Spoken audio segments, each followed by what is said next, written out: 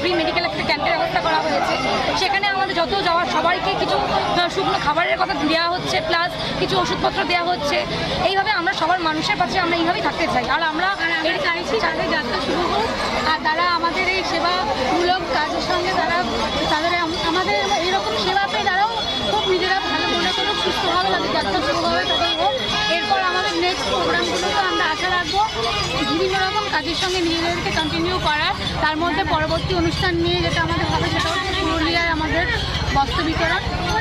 মোটামুটি আপনারা আমাদের সাথে থাকবেন, আমরা যাতে এইভাবে আপনাদের সেবাতে নিজেদেরকে লাগাতে পারি।